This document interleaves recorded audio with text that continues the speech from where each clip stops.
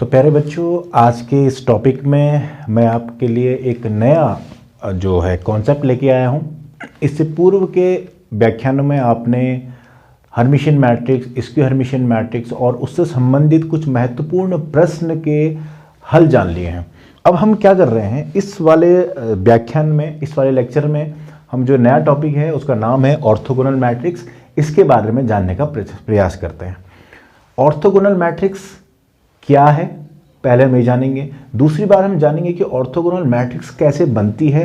तीसरा प्रश्न ये उठता है कि बच्चा देखते ही ऑर्थोगोनल मैट्रिक्स की पहचान कैसे करेगा, ये महत्वपूर्ण बन जाता है।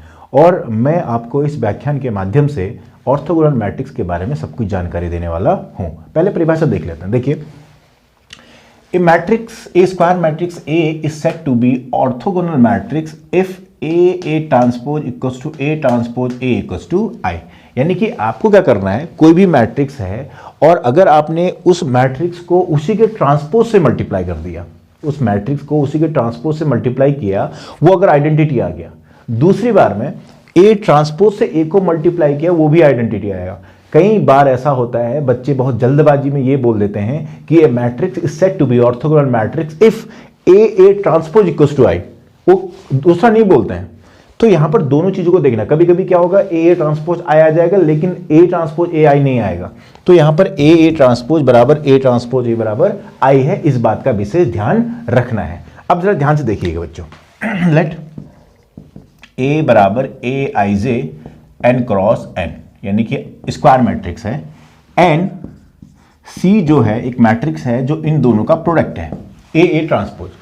अब यहां पर जरा ध्यान से देखिएगा। मान लिया सी का जो एलिमेंट है ए आई के है और ये एलिमेंट कैसा होगा, sigma j equals to 1 to n a i j and b j के, वेयर बी जे किसका एलिमेंट है, b j belongs to A transpose, यानी कि ए ट्रांसपोज का एलिमेंट है।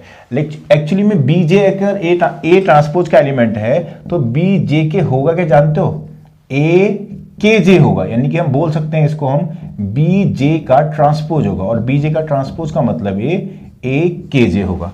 तो इसकी जगह क्या लिखेंगे, ए आई के बराबर sigma of j equals to 1 to n a i j and b k j. इतनी बात सबको समझ में आई। अब इसके बाद क्या है, इसके बाद है कि C बराबर ए ट्रांसपोज है और A ऑर्थोगोनल मैट्रिक्स है। तो इसका मतलब इसकी जो एंट्री है 0 0, अगर 3 क्रॉस 3 का मानता हूं मैं यहां पे, देखो इसको मैं क्या लिखूंगा, C11 C12 C13 C21 C22 C23 C31 C32 and C33। ठीक है। तो आप देख रहे होंगे अपने नेत्रों के समक्ष कि C11 1 के बराबर है, C22 1 के बराबर है, C33 1 के बराबर है, बाकी सारे 0 है।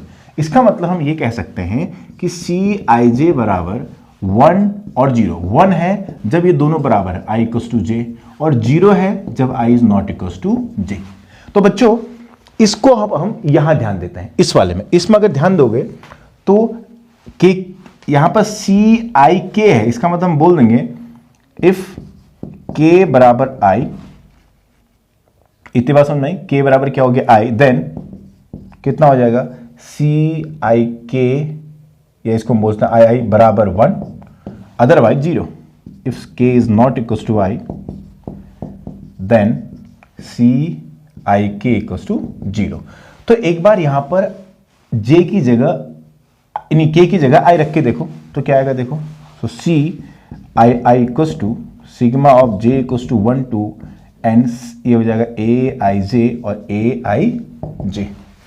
तो बच्चों क्या हो गए, sigma of j equals to 1 to n a i j whole square. तो एक बार आई की जगह 1 रखो, आई की जगह 1 रखा, जे की जगह 1 रखा, 2 रखा, 3 रखा, डॉट डॉट डॉट n तक का। तो क्या आएगा, C11 इक्वल्स टू कितना आया, C11 इक्वल्स टू, यहां से आ जाएगा A1 square plus A12 square plus A13 square, और C11 का मान कितना है बच्चों, C11 का मान यहां पे कितना है, 1 है। तो अब इसी प्रकार अगर हम बात करें C12 का मान C22 का मान कितना आएगा, तो C22 का मान आएगा A21 square plus A22 square plus A23 square, और इसका मान भी 1 है। C33 का मान क्या आएगा बच्चों, C31 स्क्वायर, C32 स्क्वायर और A31 square, A32 square, A33 square बराबर 1। और इसी प्रकार C12 का मान कितना आ जाएगा, 0। C21 का मान कितना आ जाएगा, 0। तो Cij बराबर 0 if I is not equal to j। यहां से हमें एक बेहतरीन चीज मिलती है कि यदि कोई मैट्रिक्स A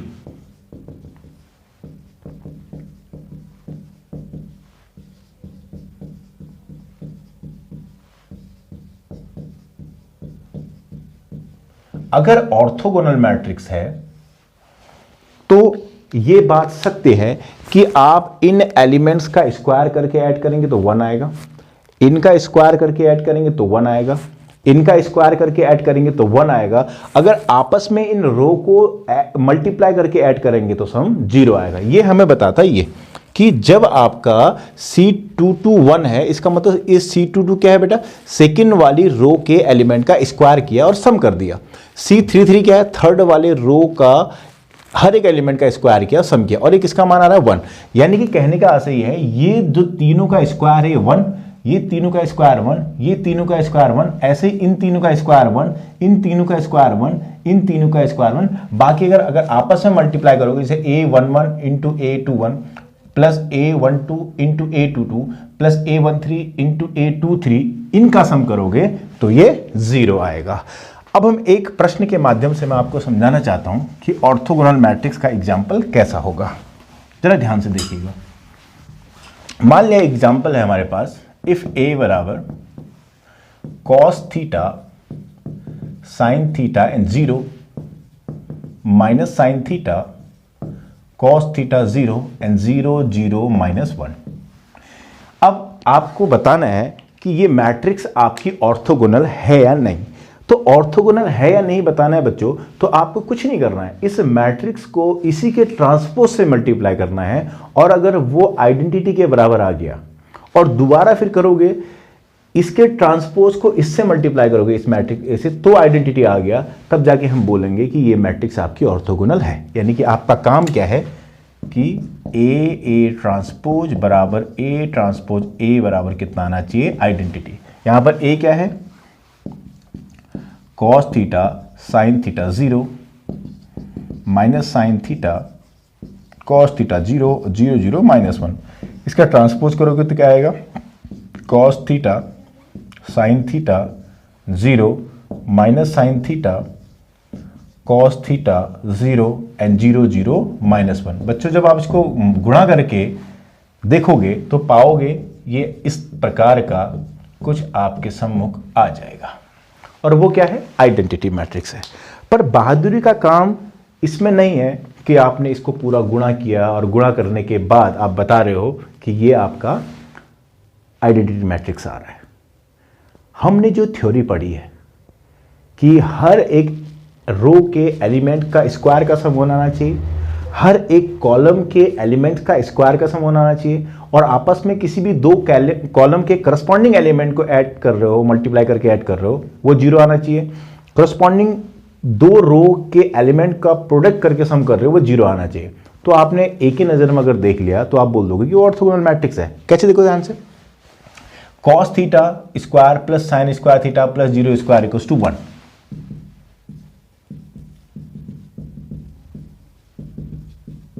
यहां भी देखो minus sine square theta cos square theta बराबर 1। यहां भी देखो 0 स्क्वायर माइनस का होल स्क्वायर बराबर 1। अब ऐसे भी देखो, जरा ऐसे देखोगे cos square theta minus sine theta का whole square sine square theta हो जाएगा, फिर ये 1। ऐसे देखो फिर ये 1, ऐसे देखो फिर ये 1। यानी कि हर कॉलम के एलिमेंट का स्क्वायर करके सम भी बनाया, हर रो के एलिमेंट का स्क्वायर करके सम वो भी बनाया। अब देखते हैं करस्पॉन्डिंग एलिमेंट क्या है। करस्पॉन्डिंग एलिमेंट का मतलब ये cos theta into sine theta. तो ये क्या है बच्चों, अगर मैं इसको आपकी इजाजत हो मिटा दूं तो ये आ जाएगा माइनस का कॉस थीटा साइन थीटा, इन दोनों को गुणा करो, साइन थीटा कॉस थीटा और प्लस 0 इंटू 0। अब देखो इससे ये कैंसिल आउट हुआ तो बराबर कितना आ गया, 0। ऐसे आप इसको और इसको करके देख लो जाए,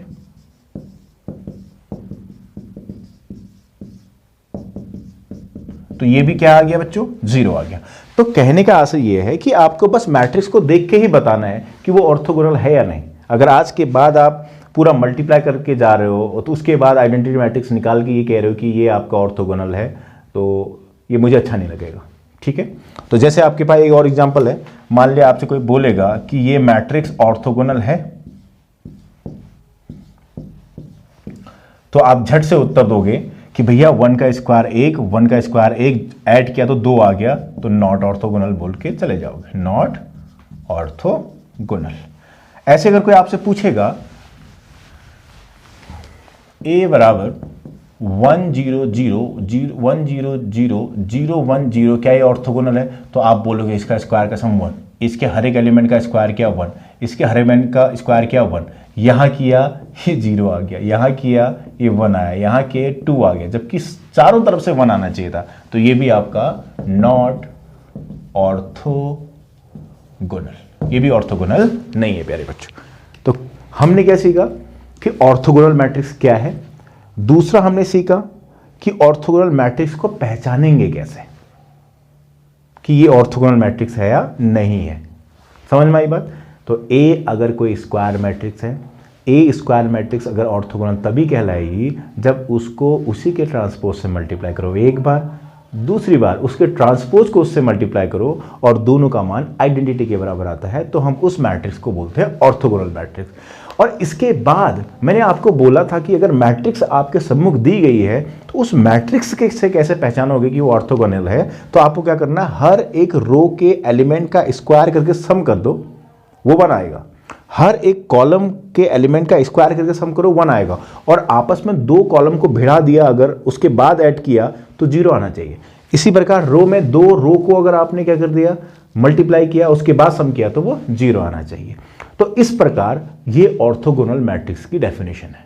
अब ऑर्थोगोनल मैट्रिक्स के अलग अलग प्रकार के एग्जाम्पल कैसे होंगे आने वाले भविष्य में, इस पर हम चर्चा करेंगे। ठीक है।